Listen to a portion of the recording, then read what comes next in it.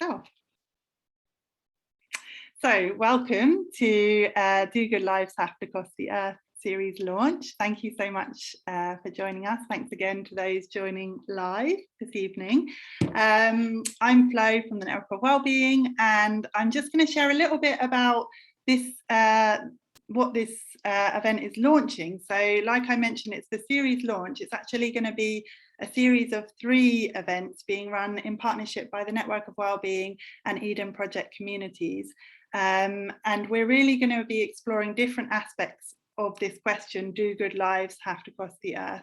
It's such an important question from our perspective in terms of looking at, from the Network of Wellbeing, we really see wellbeing as our personal well-being as embedded in the communities in which we live, the society of which we're a part, and the natural world on which we all rely. So we really see well-being as being embedded in that kind of wider whole, and therefore it's so important to look at ways that we can explore well-being in relation to kind of wider issues of sustainability. So we're really excited to kind of dig into that topic this evening and look at questions around what is a good life and how does that relate to issues of sustainability and wider issues of consumption, that type of thing. And we've got a great panel to address those types of questions. In 2 weeks' time, we're going to be exploring the power of community in relation to this question of do good lives have to cross the earth? And that second event will be run in partnership with, as well as Eden Project Communities, Leeds Festival of Kindness, Compassion and Wellbeing. And we've got a great panel of speakers for that as well. And the third event will be on the 26th of October, and we'll be looking at how we can move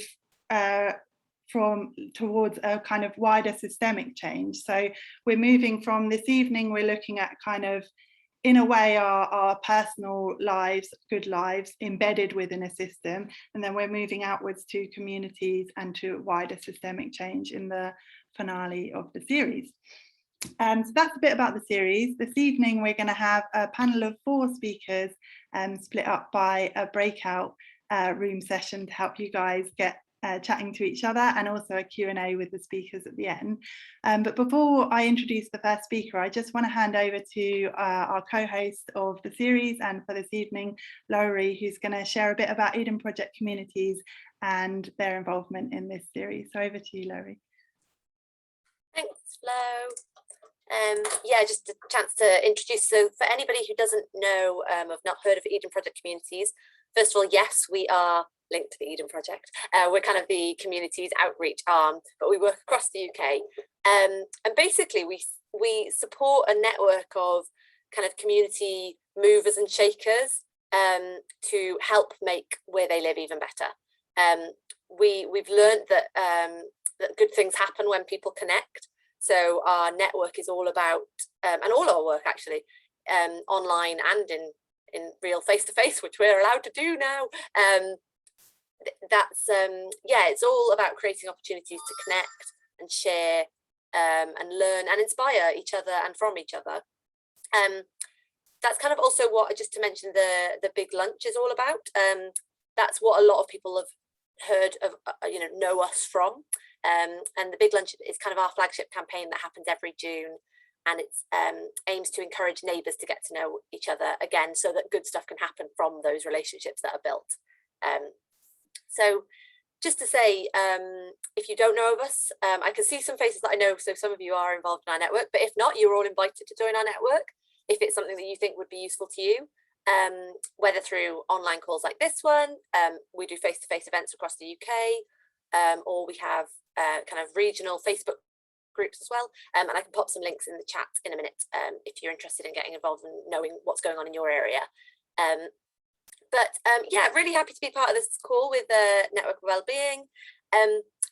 It's such an interesting topic because a lot of the community volunteers that we work with are really involved with nature and the environment. There's lots of community gardens and growing groups, and actually they already know that there's something intrinsically linked with their well-being, and they're already benefiting from that.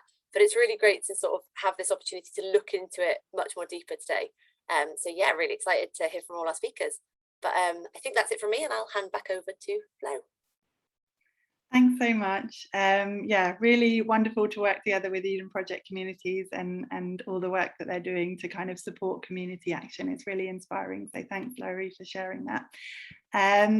So I'm gonna, like I say, we're gonna have 4 speakers this evening. We're gonna have 2 speakers and then a breakout room to kind of share and reflect on ideas, and then 2 further speakers and a kind of question and answers at the end. So I'm gonna introduce our first speaker for the evening now, and that's Mukti Mitchell, who's an eco-entrepreneur who sailed around Britain to promote low carbon lifestyles and founded a period home insulation company. And then following this, he also founded Carbon Savvy, which guides people, councils and businesses on the journey to net zero. And yeah, it's really wonderful to have you here with us this evening, Mukti. I'll hand over to you. Thank you very much, Flo. Thank you, Roger, and everybody at Network of Wellbeing and Eden Communities. Really good to be here. Thank everyone in the audience for coming. And I'm going to share a screen here. So I hope you can all see that clearly. So my talk is called Less Carbon, More Wellbeing. And it's why reducing your carbon footprint improves your quality of life. And I'm Mukti Mitchell of Carbon Savvy. So a little bit about me. As Flo said, I love sailing. I sailed around Britain in a zero-emission micro yacht, which I designed and built myself. Sailed around in 2007 to promote low carbon lifestyles endorsed by the Prince of Wales Prime Minister and environmental and political leaders of the UK. And I love giving talks. And when I was sailing around Britain, I gave 45 talks in schools and town halls and yacht clubs around the coast on how to reduce your carbon footprint. I love writing carbon footprint calculators, and I've written about 10 carbon footprint and quality of life calculators over the last 20 years. And I love old properties, and as Flo mentioned, I founded a company called Mitchell and Dickinson in 2010, and we insulate period properties. We've insulated nearly 1,000 period properties, including an entire heritage village, and usually reducing the heat loss by about 40%, and we've saved over 20,000 tons of CO2 from doing that work. Now, the first point I want to make this evening is that individual carbon footprints are important. And one of the reasons I want to make that point is because there's been various articles. There was one in The Guardian recently saying, oh, oil companies invented personal carbon footprints to pass the buck onto individuals, make individuals feel guilty when really they're the guilty ones. And so there's some questions in the media around the importance of individual carbon footprints. And some people say, yeah, but individual carbon footprints don't make much difference. It's mainly industry and government, etc. And so I want to make a different case and say, I think individual carbon footprints are very important. I wrote a carbon footprint calculator back in 2002. And that was not for any oil company. And the reason they're important is that the national carbon footprint, indeed, the global carbon footprint, but let's look at the moment in the UK, the national carbon footprint is the sum of all the individual carbon footprints of all the people. All of the government activities put together, including health, defence, running all the councils and governments, etc., education, all of that put together only represents on average less than 10% of the nation's carbon footprint. That's all of those governmental activities. And every single industrial process ends up with a product or service for a private individual end user. And so we are actually the people who are buying the oil. Happily, I've got an electric car, which I'm pleased about at the moment. Don't have to queue up at a petrol station. But if I'm filling up my car, I'm buying the fuel. So I can't say category. It's a matter of opinion. But my opinion is it's more empowering to feel that I'm living my life according to how I want to live it. And also the national carbon footprint is very much a reflection of the individual carbon footprint. You can see here they look very much the same. Transport 24%, and it's 20% of the average individual footprint. Heating at homes 13%, heating homes 15% of the average individual carbon footprint. So these national carbon footprint and the individual carbon footprint are very much linked. And if every individual reduces their carbon footprint, guaranteed the national carbon footprint will come down exactly in proportion to that. Next point I want to make is that how saving CO2 raises your quality of life. Why does it raise your quality of life? So let's put the planet to one side for a minute. We're just going to think about our own lives in a very selfish way, I hope, and think about how do I get the best possible quality of life? So in my homes, what kind of home gives me the best quality of life? A warm home that's low cost and feels good. If I insulate my home, I'll have a warm home that's low cost and feels good, and it will cut my carbon footprint by 80%. How do I get the best quality of life from transport? I think it would be nice to be chauffeur driven. And if I take public transport, train or bus, I'm chauffeur driven. I get to relax and read a book. And so I have the best, most luxurious form of transport, and it reduces my carbon footprint by 80% from transport. What is the best quality of food that I could possibly have if I went absolutely all out just for the best food for me? I would like the most tasty food, please, the most nutritious food, and the food that's most low in toxins. What kind of food is that? It is organic, seasonal, local food. They have the most delicious taste, the most nutrition, and the least amount of toxins. And local, seasonal, organic food will reduce my carbon footprint from food by 80%. What kind of holidays give me the best holiday? For me, my outer experience of a holiday tends to be represented by my inner experience. I'm seeking an outer journey to have an inner journey. And if I have an inner journey, I feel satisfied. And ground level transport promotes an inner journey. I've sat sometimes, because my sister lives in Spain, going across France on the train. 2 years ago, I went by ferry to Mallorca, and the carbon footprint was minute compared to flying. It's less than 1/10 of the flight. And it was so reflective, so smooth, no stress on the Eurostar and on the TGV, very relaxed. Watched the pink flamingos on the lakes of the south of France. I saw an 8-meter sperm whale from the ferry on the way back from Mallorca. So that just beats any flight that I've ever had in my life. And of course, going by train instead of flight will reduce the carbon footprint from holidays by over 80%. And finally, what kind of products will give me the best quality of life? I would like the most beautiful products, the longest lasting products, and the most user-friendly products.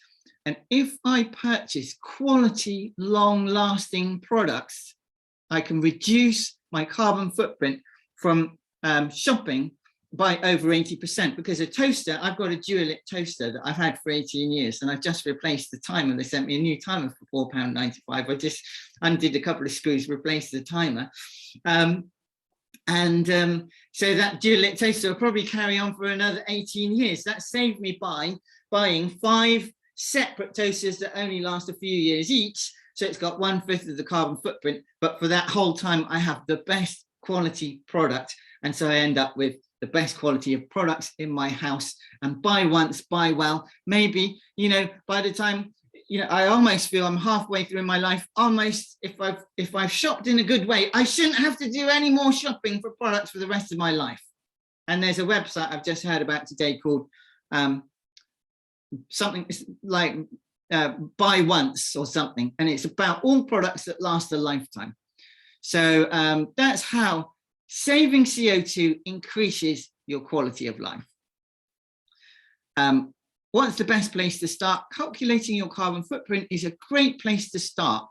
And that's the Carbon Savvy carbon footprint calculator. We have a 1 minute, a 5 minute, and a 45-minute carbon footprint calculators to suit the amount of time and energy that you want to put into it. And it's great because once you know what your carbon footprint is, you can see it reduce over time. You can see in this slide, here's your dashboard from the Carbon Savvy. So you can see over different dates, your carbon footprint reducing, and that makes you feel really good. Some of these are test footprints. So the last couple, I haven't reduced it that much, but I'm pleased to say that my carbon footprint is about 1/3 of the national average. And I still have I'm still pursuing the ultimate life that I could ever have in the most selfish way. And I find having the most selfish, most satisfying life goes very well hand in hand with the low carbon footprint. Finally, reducing your footprint is easier than you think. There's so many different things. Insulating your home, save 2 tons, downsize your car, save 1 ton, ditch 1 flight, save a ton, buy seasonal organic food to save a ton, switch to an renewable electricity supplier, save a ton, and reuse and repair products, save half a ton. There's so many different things you could do that for everybody, you just choose the easiest couple of actions for this year and then leave the rest for next year and try and reduce your carbon footprint by 8% per year. Much easier than you might think. And so 1 minute to go, just to let you know, Mukti. Perfect timing. Thank you, Flo. And so from me, thank you. And from myself and all the team at Carbon Savvy and our sponsors, Mitchell and Dickinson, we hope you enjoy the journey to a low carbon footprint.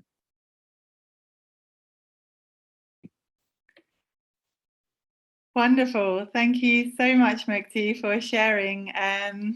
For sharing such a engaging presentation and framing things in that way. Really, inspiring and interesting to hear your perspective. So just as has been said by a few of my colleagues in the chat box, if you have questions for Mukti, do put them into the chat box, ideally with a Q or a question at the front of them, and then we'll be able to pick them out and then come back, ask as many as we can to Mukti and our panel of speakers at the end of the evening. Just to something that we were planning to do at the opening of the event, but actually might work really nicely before I hand over to our next speaker, is actually we have a short poll for you guys, which works really well following what Mukti has just shared actually in his presentation. So just a kind of there's no right or wrong answer here as such, but do you agree or disagree? Things and activities that are good for people are also good for the planet. Again, there's no right or wrong answer, but just interesting to kind of get you thinking about how much this resonates for you, and what your perspective is on this topic. So I'll just give you a couple of seconds to share your views in that poll before I end the poll, and then I will share the results with you. So as you can see, almost half of people strongly agree, a third of people agree, but there's some people that are unsure and disagree. Like I say, no right or wrong. I think this is food for thought in terms of how we approach these issues. And obviously the idea of a good life is often pushed to us in a different way than what Mukti has so passionately presented there. So it's really interesting to explore these topics in more detail. So I'm going to hand over to our next speaker now to kind of continue this discussion. And like I say, if you've got questions for Mukti, do put them in the chat and we'll come back to them later. Our second speaker for this evening is Teresa Belton, who's an academic associate in the School of Education and Lifelong Learning at the University of East Anglia. Oops, sorry, the poll just popped up again. Teresa has worked in theatre as a learning officer for rural development partnerships and most recently as an educational researcher.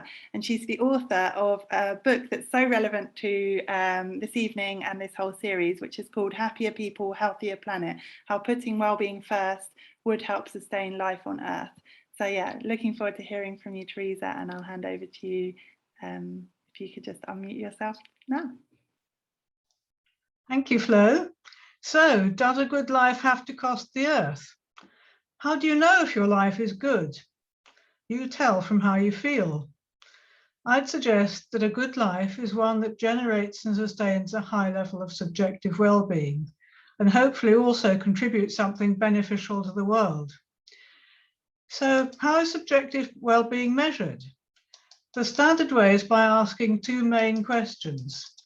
The first is, on a scale of 1 to 10, taken all round, how satisfied are you with your life? This effectively asks people to make an assessment of how much their needs and wants are being met. The second question revolves around the person's experience of positive and negative emotions. And what I'd like to focus on now is positive emotions. This isn't to imply that negative emotions are not important. Some difficult feelings, such as sadness, disappointment, regret, and anger, are an unavoidable part of life and can sometimes even be healthy and helpful. But others, like bitterness, jealousy, and vengefulness, are only destructive. So having a high level of well-being should help one to avoid such painful emotions, or to process them if they do arise, so that they don't become overwhelming. But to fully understand the part positive emotions play in creating a good life, we need to have an appreciation of the repertoire they encompass. But in my experience, people often find it hard to name many positive emotions beyond the obvious ones, such as happiness, love, joy, and contentment. Perhaps it's more helpful to think in the descriptive terms of adjectives rather than nouns, and of emotional states rather than emotions themselves, of feeling playful rather than experiencing an emotion named playfulness, for example. And there's simply no companion noun to go with the experience of feeling moved. So I'm going to ask Molly now to show us a slide with a wide assortment of positive feelings that are available to us. And while you look at them, are they there? I can't see them. I think Molly's just pulling those up now. Right. Okay, there they are. Right. So while you look at them, think about occasions in the course of everyday life when you've experienced some of them yourself. When have you felt resourceful or inspired, say, or been aware of a sense of belonging or a sense of flow? That's when you've been so immersed in an activity that you've lost all sense of time and ego. And perhaps you'd like to put some of your thoughts in the chat. But as we haven't got long and we can't really share these very well amongst so many of us, let me tell you of some occasions, some times that people have mentioned when I've asked them to think about this.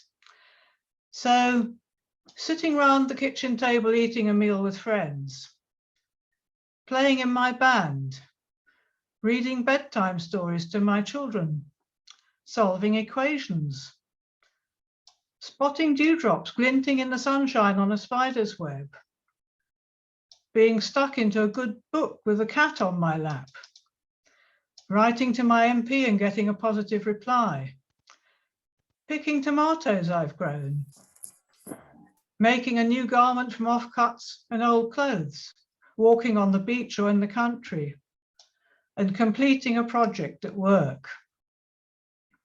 So, what have these sorts of ordinary activities and experiences, which are all ingredients in good lives, got to do with costing the earth? Nothing, nothing at all. None of them requires the level or type of consumption that's causing global temperatures to rise and ecological systems to collapse. There is, of course, some level of consumption of energy and materials in making musical instruments or books or walking boots, or perhaps required for traveling to the coast or the countryside. But it's far from the kind of consumption that typifies the consumer culture, which is causing massive environmental destruction. Now, in the course of working on my book, Happier People, Healthier Planet, I carried out a study of people living in the UK who identified themselves as relatively modest consumers of goods and energy and happy with their lives. I was interested in their habits, histories, and what had influenced their lifestyles, and to see if these could inspire others to live similarly modestly. 94 demographically diverse people completed a questionnaire, and I interviewed 37 of the respondents too, to hear their stories in more detail. It was fascinating. Their lives were varied, as were their reasons for living materially modestly. Particularly popular spare time occupations were gardening, and we've heard about gardening already this evening, and other physical and outdoor pursuits, cultural activities, eating out, and involvement with voluntary campaigning, political or religious groups. The majority took most or all of their holidays in the UK, and the bulk of their non-essential spending went on books, cultural events, hobbies, good and treat food, and alcohol. There were a couple of things which emerged from some of their testimonies which I found particularly telling. One was that the things that they found especially fulfilling and worthwhile had a sense of being real, that being on the beach in the rain, or being able to rely on the support of friends, or being able to carry out your own repairs, for instance, are real experiences and nourishing for that. The other was that having the sense of being a tiny entity in an immense world provided a reassuring and calming sense of perspective, while at the same time, the belief that their actions actually did make a difference to the big picture provided them with an important sense of satisfaction. The idea that one can have a beneficial impact on the world while being such a small part of it seemed a fascinating paradox. In terms of hard numbers, the modest consumers I studied gave themselves a mean collective life satisfaction score of 8.3 out of 10, which was notably higher than the UK average of the time, which was 7.38. Now, it's clearly true that consumer culture does generate pleasurable feelings for many people, or it would not be so compelling. But one of those feelings, the buzz of acquisition we often feel on the purchase of a new possession, tends to be short-lived. Another, the sense of enhanced social status, often associated with keeping up with new clothing fashions or developments in personal technology, or with driving an expensive car, for example, is outward-facing in nature, principally concerned with how the consumer feels they're seen in the eyes of others. Social status or regard is important to humans, so a lot of consumption is driven by the need to soothe social status anxiety, although it can, of course, be attained in other non-material ways. But the kinds of positive feelings associated with consumption are usually dead ends. They don't feed the spirit in the way that other positive emotions I've mentioned do. Neither are they capable of leading on to further nourishing experiences, as do feelings like competence, curiosity, camaraderie, or flow. Now, something that we really must bear in mind in all these discussions is that there are a shameful number of people in our rich society who don't have enough for a modest but decent life. But for those who do have enough or more, doing is pretty well always better for well-being than buying. You've got 1 minute. Right? Okay, so truly good lives are lives that are characterized by intrinsically rewarding pursuits, including good relationships, contact with the natural world, creativity, and the active engagement and purpose, be it intellectual, cultural, physical, or social. All of these generate a variety of positive emotions, and they don't cost the earth. In fact, because they involve minimal material consumption and very often none at all, they embody huge potential to protect or even possibly benefit life on Earth.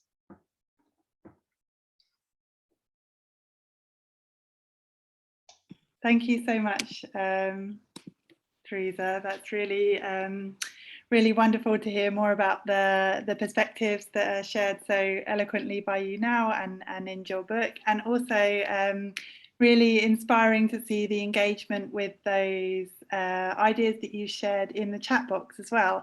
And I think that it's wonderful to see people being inspired, and also it's really welcome to see, you know, some kind of more differences of opinion and challenges in the chat box, because I think that's all really important. These are such central and emotive issues to how we live our lives and where we need to go, both individually and also collectively at the societal level. And I think that that's something that we can kind of come on to in the further presentations and potentially in the Q&A. And like I say, we've purposefully shaped this series so that this event is initially starting at the individual as a kind of entry point, and that we're aware that there's kind of the community and societal levels that need to be considered as well. So as we go through this evening, we can bring in those points that are so valuably being made in the chat box.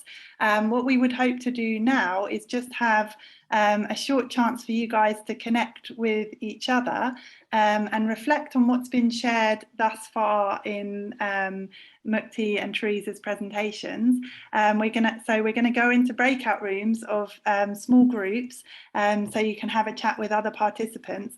And what we'd like to invite you to do is just introduce yourself, reflect on what's been shared, maybe if there's any questions you'd like to ask, or even any, you know, points of agreement, points of disagreement. Like I say, it's a discussion, and you know, dialogue is welcome. And you know, in those discussions with others, like I say, introductions, reflections, and also maybe just asking, what does a good life mean to you, or sharing your own kind of sense of that. So those are the kind of invitations in the breakout room discussions. We're going to be in those breakout rooms for a maximum of 10 minutes, probably a little bit under. So just inviting everyone to go into those rooms and enjoy sharing with each other. We won't be recording the breakout room discussions, so feel free to turn your camera on if it's been off. And it's a great chance to connect with people, so we do encourage you to go if you can. Equally, if you're not able to, then just select no when the pop-up option comes for you to go into the room, and then you'll stay in the main room until we all come back together in just under 10 minutes for the final two speakers and the Q&A. So I'm going to check in with Molly if she's able to set up the... I am. I'm just doing it now, but I'm just trying to create a quick room for the speakers as well. So bear with me 1 second. Okay, wonderful. So I will pause. Hopefully. So the recording is back on now. Welcome back. So now we're going to hear from two final speakers. We're going to hear from Emma Tolley from the Eden Project, who I'll introduce in a moment, and also Andrew Sims, who actually wrote a book called Do Good Lives Have to Cost the Earth, or edited, let's say. And just as a side note, I just want to invite you, Nigel, to just hold up your copy and just mention briefly what you just told in the... Yeah, so this is Nigel, one of the founding trustees of the Network of Wellbeing. He was just saying, Andrew, that your book was one of the inspirations for starting the Network of Wellbeing. So that was a really interesting... long time ago. Yeah, it was originally the book in 2008, and we're going to be hearing from Andrew about how things have changed and not changed since then. But thank you for sharing, Nigel. So now I'm going to introduce our next speaker, Emma. So Emma devises and delivers Deep Roots New Shoots, which is the Eden Project's early years programme, and she manages Nature's Way, which is a programme of activities which support people's health and well-being through positive experiences in connection with Eden's living collection, gardens and estates. So really looking at that interaction between people's well-being and the natural world, and really looking forward to hearing from Emma this evening. So over to you, Emma. Thank you so much, Flo. Thanks for that intro, and hello everyone. Thanks for joining us this evening. I'm going to start sharing my screen if I can, because I've got some slides to share with you. So hopefully you can see that now, all looking good. Yes, let's start from the beginning. So yes, I'm Natalie. I'm Eden Outreach Projects Manager at the Eden Project, and so I look after two programs, as Flo said. Deep Roots New Shoots, which is our early years program. So we work with under fives and their families, particularly where there's potential barriers for them joining us at the Eden Project. And then Nature's Way, which is a series of social prescribing activities where we're using our gardens, our outer estate and our living connection to create a connection with nature and support people in managing their health and well-being. So we run a number of regular groups under the Nature's Way umbrella. So these include our walking groups for people with long-term health conditions, Tea at 3 for people experiencing social isolation, so that's older people, horticulture therapy, and we have a new program called Revive, Regroup and Rewild, which is a response to some of the health inequalities and things raised by the pandemic. So when I was asked to present at this panel, I thought actually I'm going to go and ask some of our participants about what they think makes a good life. So what's going to follow is some of their responses. I've not edited them or censored them at all. It's not been done particularly scientifically, but often our participants on our groups are people who, they tend to be older people, so they have that wisdom of years, but they also are people who've had to make significant adaptations to their life. So they've often experienced a change in circumstances, whether that is a health situation, potentially a bereavement, a change in their work, a change in their lifestyle, a change in their resources. So it's quite useful to get some of the insight from them. So here is what they said in terms of what they thought constituted a good life. First and foremost, sunshine. So straight off the bat, something which we as autonomous beings can't control and which has a real impact on our life. So sunshine, I didn't unpick whether this was metaphorical or literal sunshine, but I think right up front there's that connection with nature, that on a sunny day we feel better. A life lived in the sunshine is potentially a better life, is what some of our participants were suggesting. The second thing, good food, really interesting adjective there, good, not just any food. It really made me reflect on some of the things that we're learning about the National Food Strategy. So access to food is so vital. We know from food banks and from community larders that some people cannot access food, but actually then it's about the type of food that you can access. I've been listening to Michael Pollan, the food writer, discussing some of these issues, and he explained how we can really simplify all of our dietary issues into this very straightforward 7-word phrase: eat food, not too much, mainly plants. And actually how some of these very simple ways that we can live, which are better for us and better from the environment, can seem so difficult to achieve for most people. Health. So I don't think anyone can have experienced the last couple of years and not come away from that thinking that health is most definitely wealth. And then the following ones: company, friendship, support of family and friends. So the importance of having a network around us.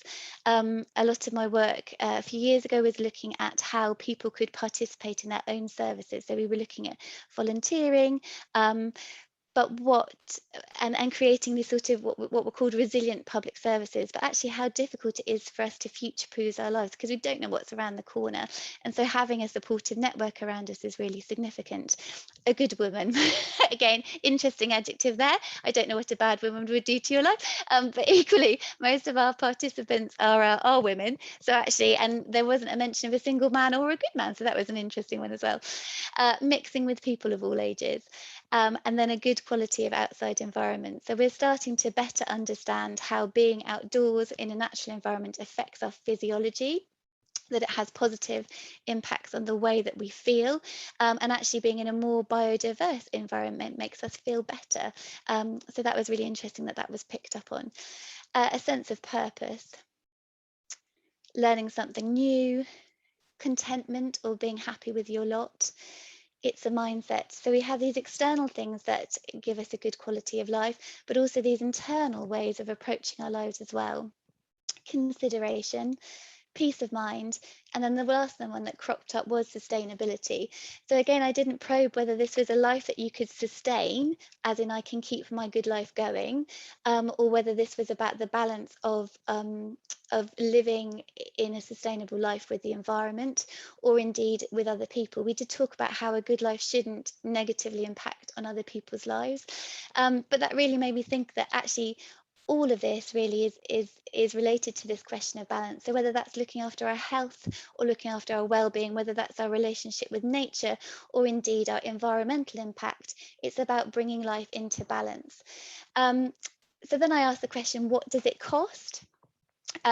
And none of those things that we mentioned, of course, are something that you can pick up in a shop. They don't come with a price tag. They're not things that you can consume. There was a sense amongst our participants that you needed to work for a good life, that it wasn't something that happened automatically, whether it's something that you invest in, as in you prepare for retirement, or whether you whether it's about a mindset, so you work on your approach. That seems significant. There was a realization that it costs relatively little. Actually, the things that we listed aren't expensive. And then this is one of my favorite. It's like in the supermarket, you don't realize it's there and you need it until it's missing. How very true. But I think when we start to think about our environmental impact, we're incredibly capable of empathy and understanding through stories how our actions can impact, whether that's our carbon use or anything else really can impact on others.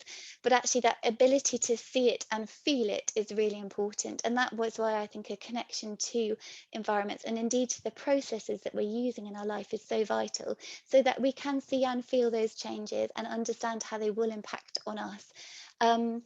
Then a simple life is good with time to grow things and connect. So this issue of connection, being connected to the processes involved in living, and also having time with things that definitely came out of our conversations. And then time is more important than money. So that was something that was reiterated. It reminded me of a conference that I went to a couple of years ago, where we were asked to design our perfect community spaces. And the one thing that was agreed throughout on all the tables was that people wanted a 4 days working week, so they could have one day where they could give back to their communities. So that sense of time being an important element in this is really important. So then we think about what the Eden Project can do to support people in having a good life.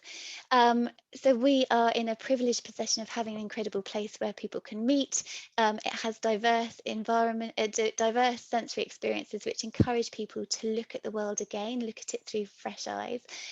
We can offer a warm welcome, a sense of belonging. We can support people increasing their activity. We can give them new experiences and approaches to connect with nature. But I think also Eden really stands for something. So this sense that we've been able to take this rather bleak and empty china clay pit and renew it and replenish it is an important message. And I think whenever we're starting on a journey to rebalance our lives, whether that be in our health or in other places, that self-belief, that intention first of all, but then that self-belief that you can change is really important. So there's a great quote from John, one of our walking group members. "I never believed I could change my diabetic diagnosis, but now I do."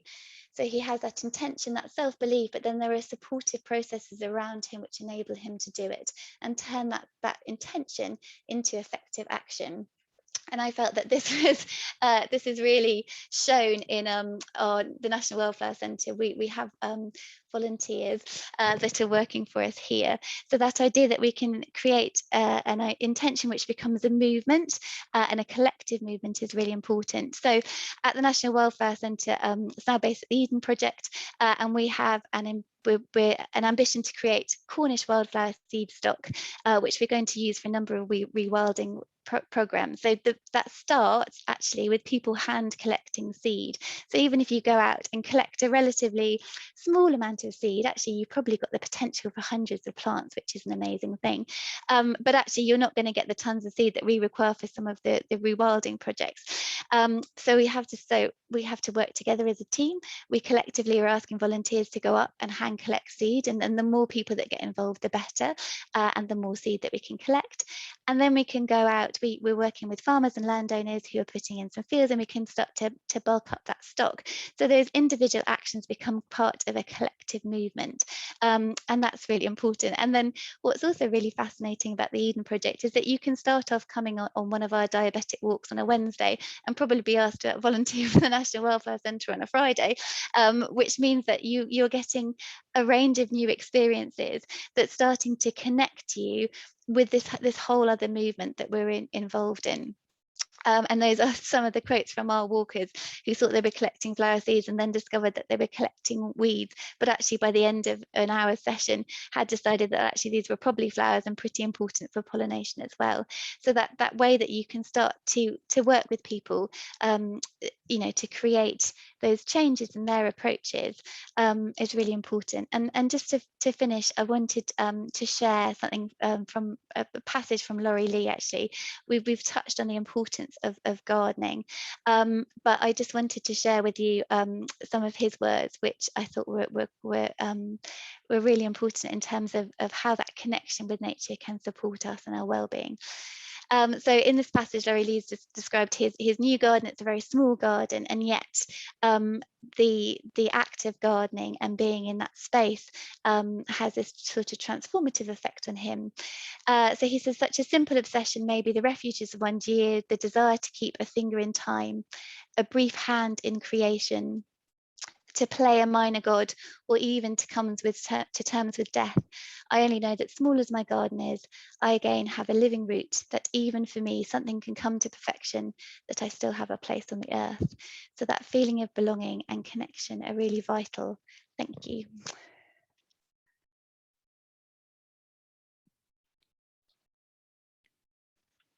Thanks so much, Emma. Really inspiring to hear people's direct experiences, and and to hear like the insights gained from those discussions that you've had at the Eden Project and the wonderful services that are offered there. And really interesting, touching on those points around the types of things that make a good life that don't necessarily cost, and yeah, maybe we can come back to that and unpick that further in our discussions in the Q&A. But for now, I'd like to introduce our final speaker of the evening, which is Andrew Sims. So Andrew is an author, political economist and campaigner.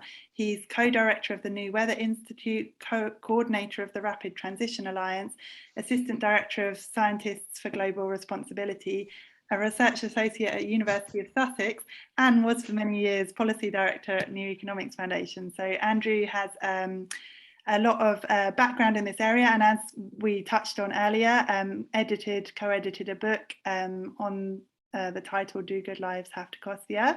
So really looking forward to hearing from Andrew about an overview of how things have developed in this area over the years that he's been so deeply involved. Over to you, Andrew. And thank you very much. And my apologies for being the definition of a modern portfolio worker with far too many job titles.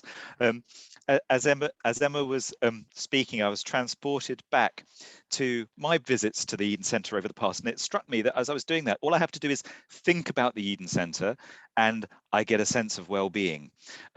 I also have, as a consequence of a visit well over a decade ago, a banana plant in my back garden, my small South London back garden, which causes people to come and knock on my door every year saying, "Is that a banana plant?" And yes, it actually grows bananas. You can't eat them, but it grows bananas. Little things. I cycled to the Eden Centre and I came back with that plant. It was only about 3 inches high, and it's been putting up 12-foot banana plants ever since. So anyway, thank you, Eden Centre, for that little thing. I'm going to talk really quickly, cover a lot of ground, and apologies for that in advance, but there's quite a lot of ground to cover. I'm going to talk a little bit about the thinking that led into that book, first of all, and where I think we've traveled since then, and what I think are some of the areas of priorities for action to make things better now. I was struck by some of the conversation earlier and some of the comments in the chat, because I'll say that in 1 minute. What I want to say, what I want to convey, of course, is the question that we're answering is probably the mother of all examples of questions to which the answer is no, or rather, questions to which the answer, if yes, we have a fundamental problem. So we know through research going back over decades, consolidated in much of the work that we did at the New Economics Foundation, that beyond the point that your basic material needs are met, that the things which make a difference in terms of the quality of the experience you have of your own life are not consuming more stuff. They are what we called at NEF the 5 ways to well-being. That is engaging in the gift share economy, ways of living, being able to connect with other people, being able to lead active lives, having a circumstance in your life in which you can stand back and take notice of things, and also being engaged in learning, the so-called 5 ways to well-being. Now, it's important that we say that because this stuff is well known. The other thing which I wanted to convey, which I think is very important for the subject, is that the downside of that cultural paint pot that says that to live the best life you can, you've just got to buy a load of stuff, has been seen through from the very earliest days of economics. Adam Smith himself ridiculed consumerism and the sort of the novelties of wearing baubles and having luxury goods. And he said that the utility of it was very, very little. And he was joined, interestingly, right across the political spectrum by Karl Marx, who saw the hedonic treadmill, that thing about once you get the buzz from buying something new, then it takes something more and something greater and something bigger. And if you see someone down the road who's got something even better, then it's the key to an empty room. You're never satisfied. And we also know the way in which that ratcheting effect has worked through the observations of people like Torsten Veblen, who wrote a book around the turn of the night, around 1900, called The Theory of the Leisure Classes, who described the ways in which luxuries, once they become generally available, are seen not as luxuries but as essentials, and that sort of ratcheting effect. So this is stuff that we've known about for a long time, we've seen through. It's also the case that what this all contributes to, and one of the reasons that we get locked into it, the economic policies which drive it for the growth economy, that again, from the very earliest days of economics, it was never assumed that this sort of growth factor, this material accumulation, would be infinite. John Stuart Mill saw through this back in 1848, and yet, that's not the way that things have turned out. But what I also want to say is the situation in which we find ourselves now, which many people find very hard to imagine themselves out, is actually relatively recent. The extreme accumulation of high consumption materialistic lifestyles in the wealthier economies is very strongly a feature of the post-war decades. And we've gone, even in the UK, from a situation where, if you go back to about 1961, the average level of consumption there could have been maintained by everybody alive in the world at the time. Now, of course, we need multiple planets to be able to do that. It was also the consequence of some very specific things. So that's important to know, because it means that the state of kind of high consumption, the expectations around materialism and consumerism, are anything but natural. They're highly historically specific. After the Second World War, there was a lot of spare productive capacity. There was a peak in oil discovery, and oil itself became a product in search of a market. You had innovation around plastics and disposability. You had financial innovations like consumer credit, and you had the massive growth of the advertising sector to kind of push that. So it was a very sort of historically specific thing that delivered us into that situation. Now we are in that situation where globally in aggregate, we go into ecological overshoot in July. The rest of the time, we're sort of burning up our biosphere and our biocapacity. I want to throw in, just because it's on a previous brilliant webinar organized by Network for Wellbeing, I learned a fantastic fact which has stuck in my mind ever since. I did actually try to find if there's any proper source for it, and I haven't been able to find one, but it's such a good fact, I'll share it anyway, about the kind of the stupidity of the way that we accumulate stuff in our homes. And there's an interesting little aside that two of the one of the key growth sectors at times when we've experienced great difficulties in this country, like after the financial crisis and during the kind of the pandemic. People are one of the growth areas is storage, places like yellow box storage. We're buying so much stuff that we don't know what to do with, but we end up just kind of putting it into storage. I thought that was kind of really interesting fact. And that the average lifespan of a power drill, I learned it in the previous webinar, the average amount of time that it's used in its life is about 13 minutes. So we buy all this stuff, we never use it, we put it into storage, etc., etc., etc. So that was some of the stuff which has kind of been around. We played at New Economics Foundation with looking for other fundamental ways, economic tools, measurements, ways that we could try and indicate the real success of an economy rather than just buying and having more stuff. And we looked at new indicators which brought together life satisfaction with life expectancy and ecological footprint, so that to have a sort of a well-being, a measure for a well-being economy, you would look at the ecological efficiency with which a society generated relatively long and relatively happy lives. So there are other ways of measuring how we make progress too. But of course, we're a long way off where we need to be. All the scenarios around climate change, etc., are pointing out that we are heading in the wrong direction. We're heading towards ecological breakdown. We're heading towards, climate breakdown, and we're in the middle of a climate emergency, living through a mass extinction event. So we need to make radical changes. But even on some really basic levels, we do know that if the richest 10%, that polluter elite that has been discussed in the chat, if the richest 10% of the planet reduced its consumption to the average EU level, that it would cut global emissions by a third at a stroke. So you're not talking hair shirt in material terms anyway and regardless.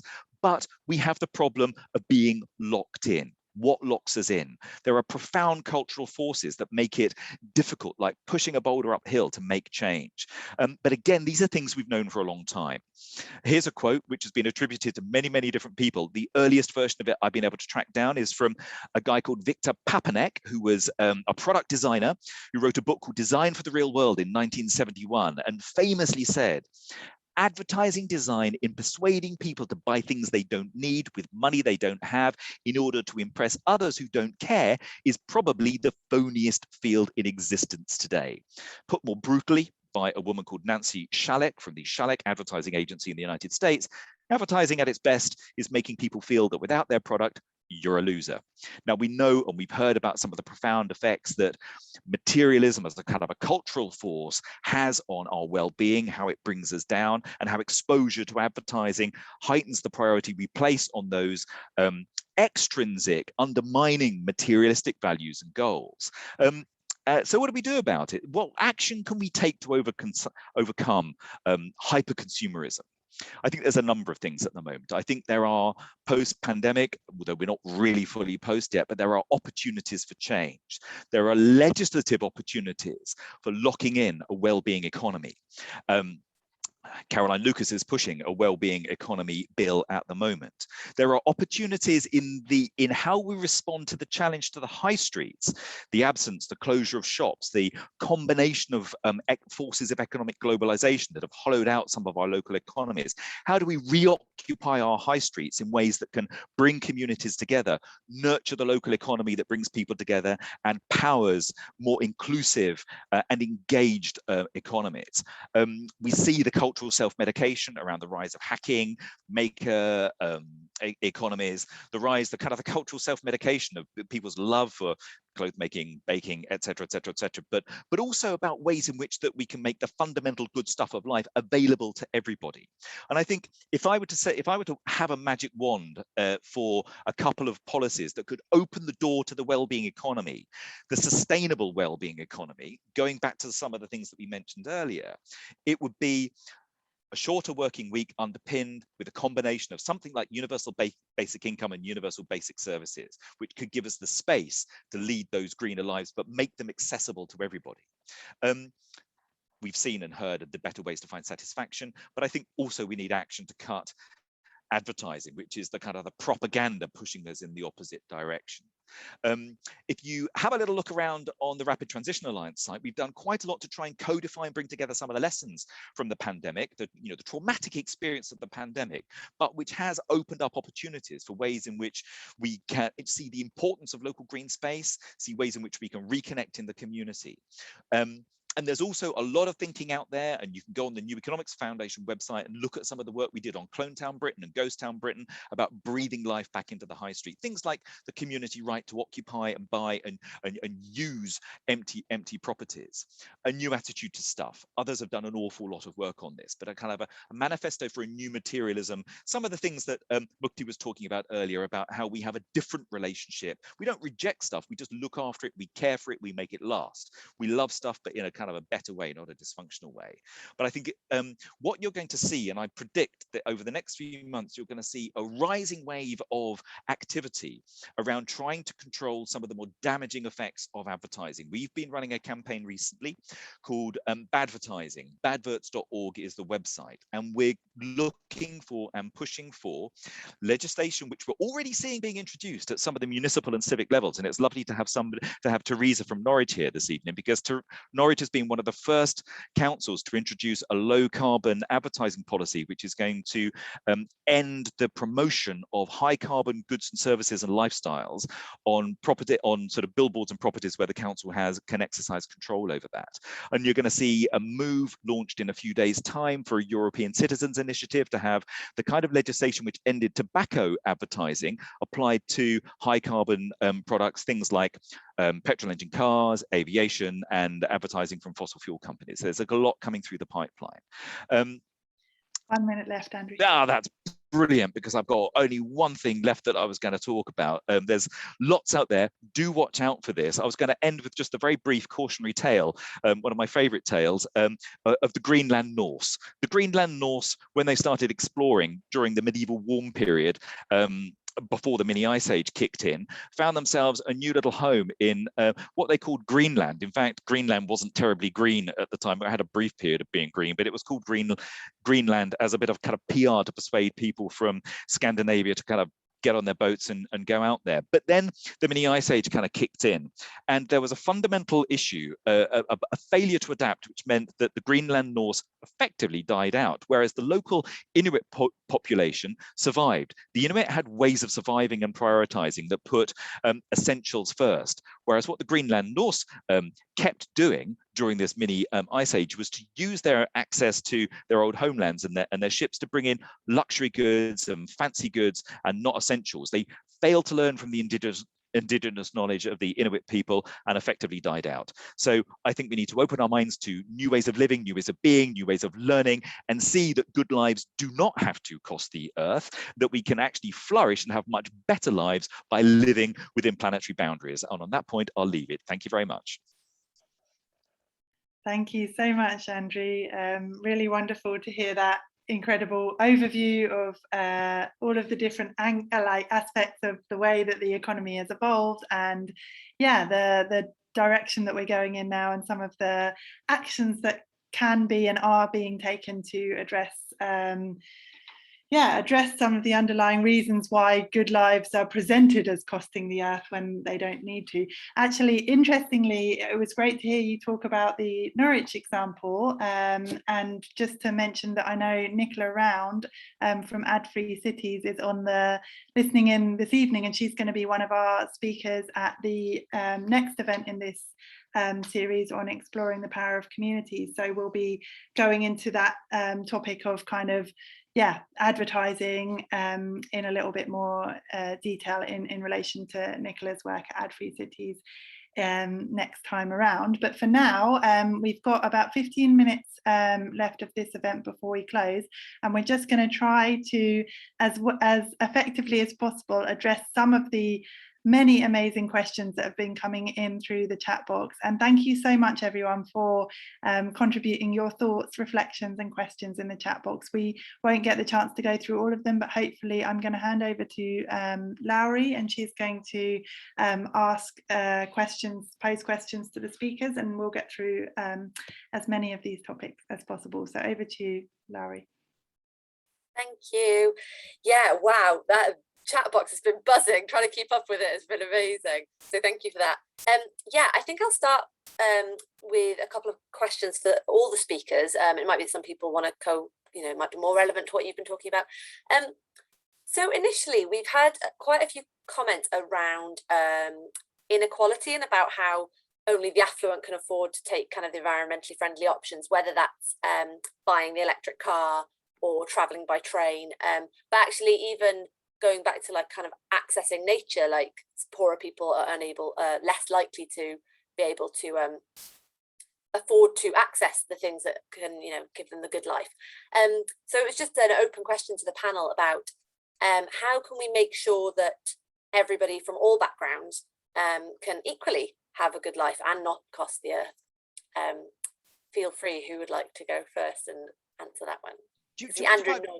I was going to just kind of chip in simply because I was going to mention it earlier, actually, and I just kind of forgot to make the point. I think there's a couple of really important things to say up front.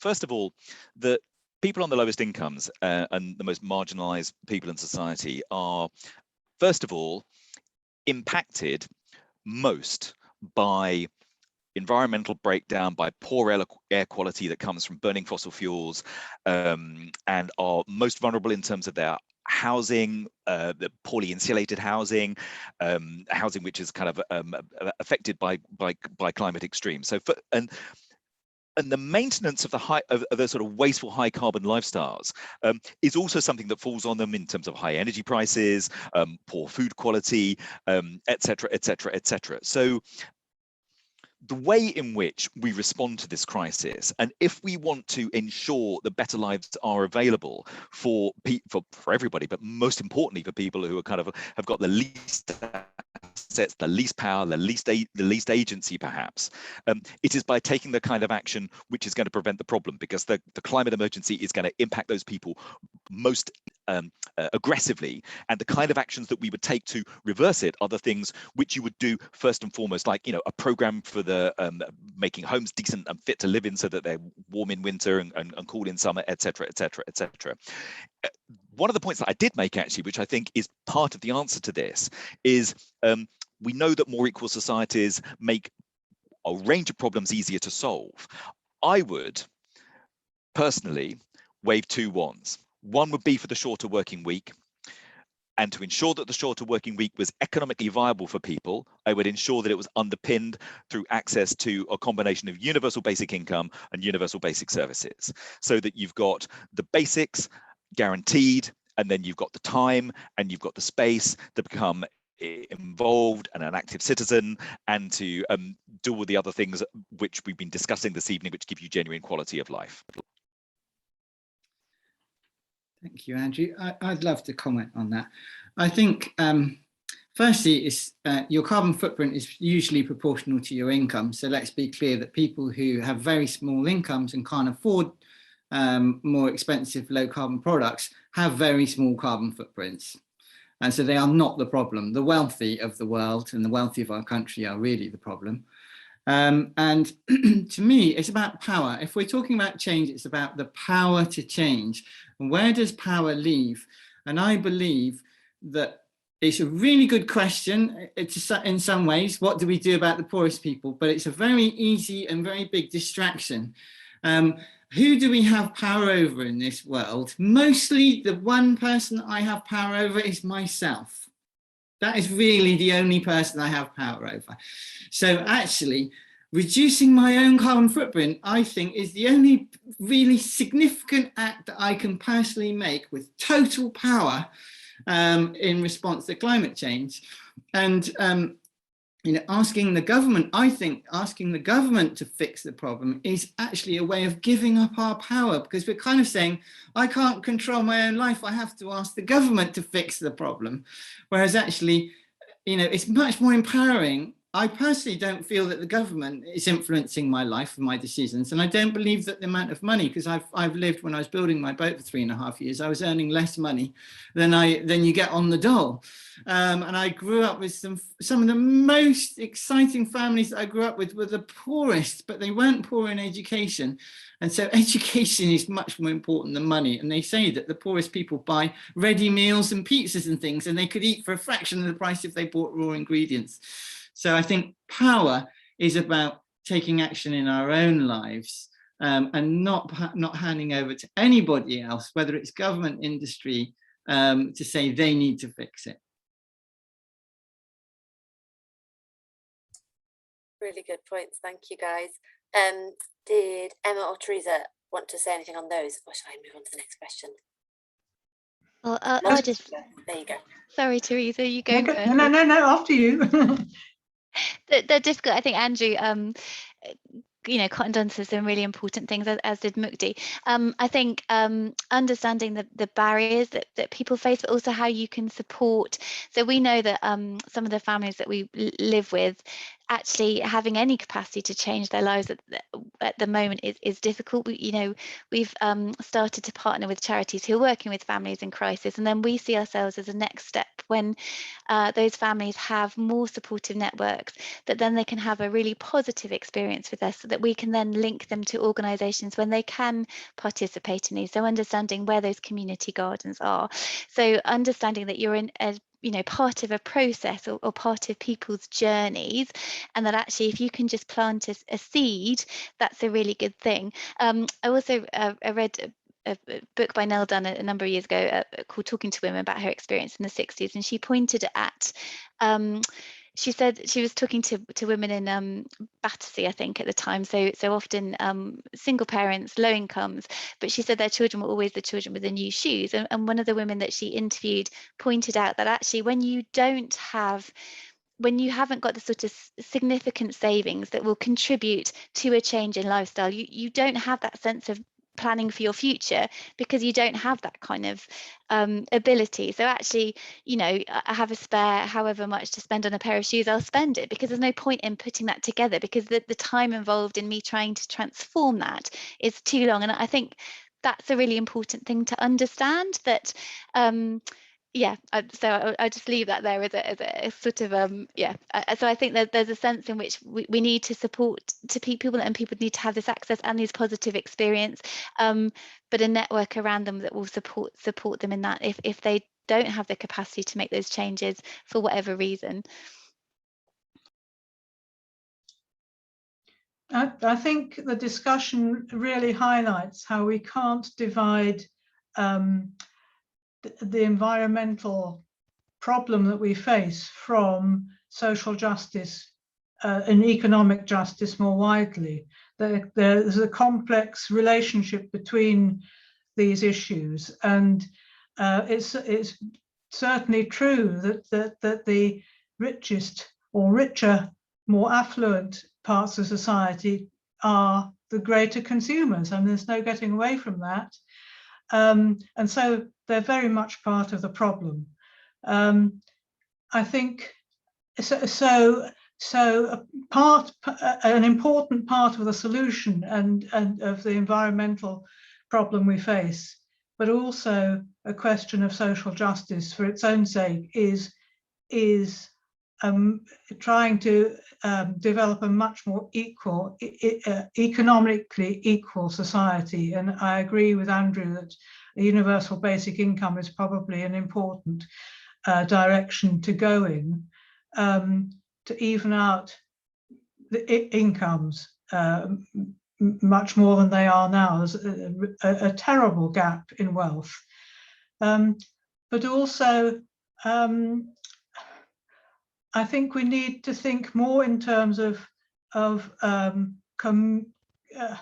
communal holding, or the commons, and that open spaces belong to all of us, and all of us really can, or maybe not all, because people have various hurdles to cross, but very many of us can contribute to healthier commons, open spaces, rivers.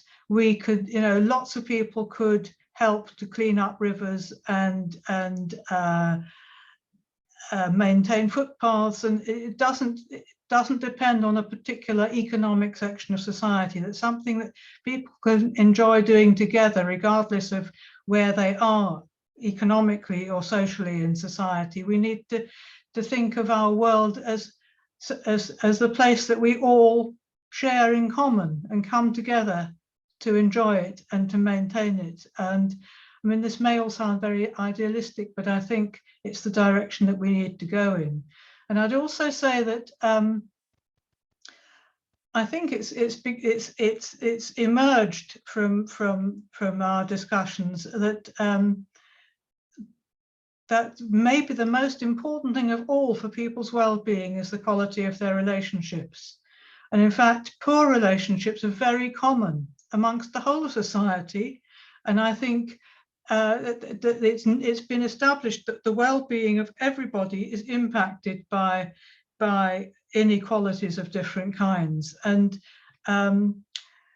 if we could find ways of helping people to develop good relationships, that would go a long way to improving quality of life and maybe making people less dependent on material routes to boosting their confidence, making them feel that they're worthwhile in other people's eyes.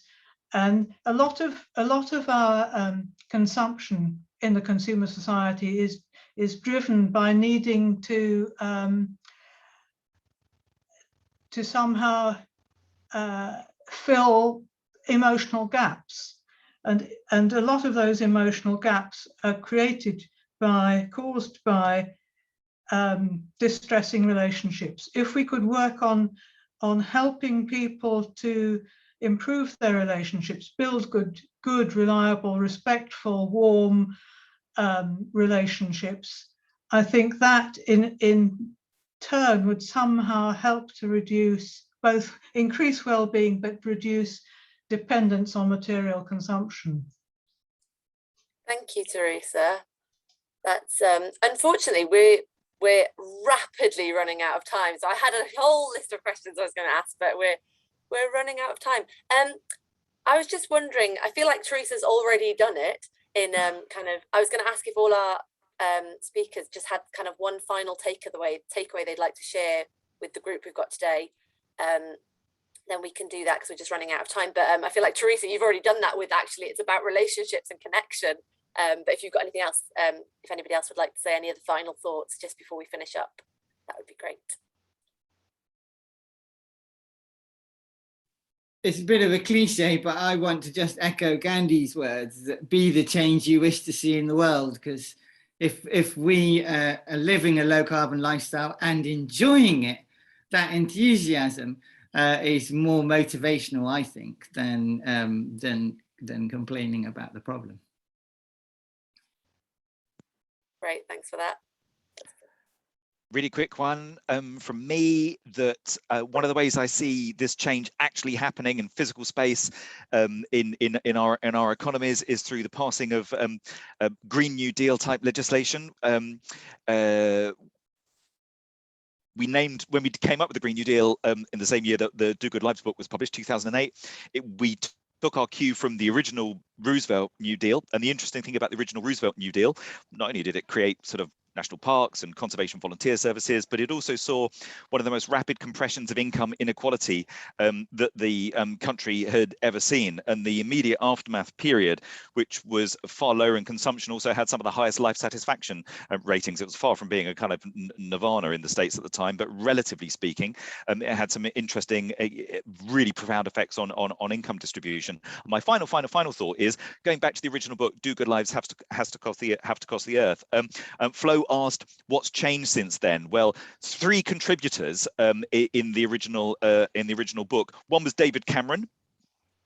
We know what's happened to him. Sort of subsequently, things haven't worked out quite so well. Another was Caroline Lucas.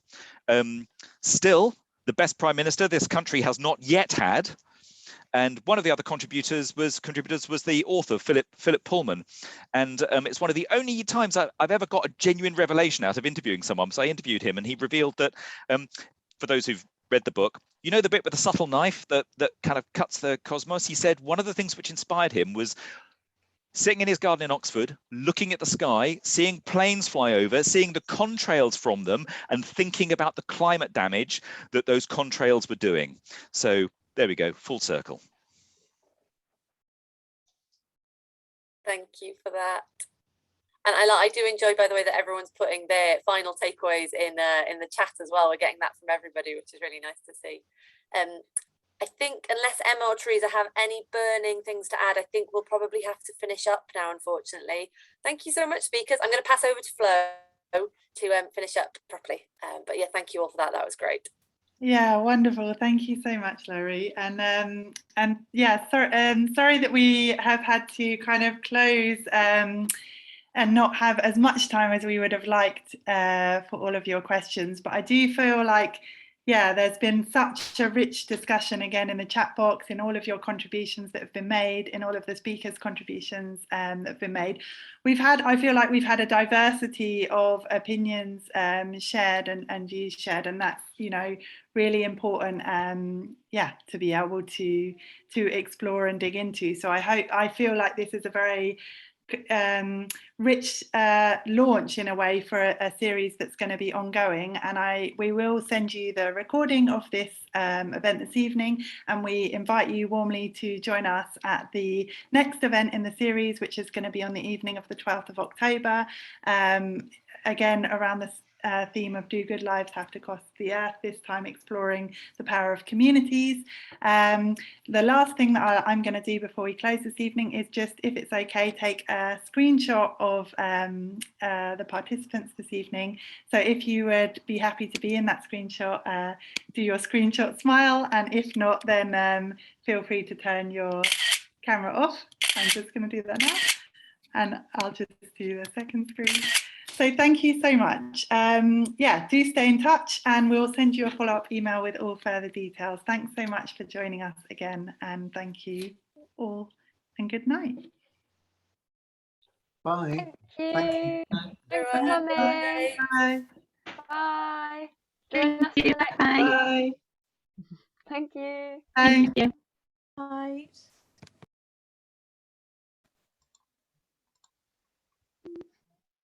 And the speakers and organisers, you're welcome to stay for a brief debrief. We'll just wait for others on the... I just want to say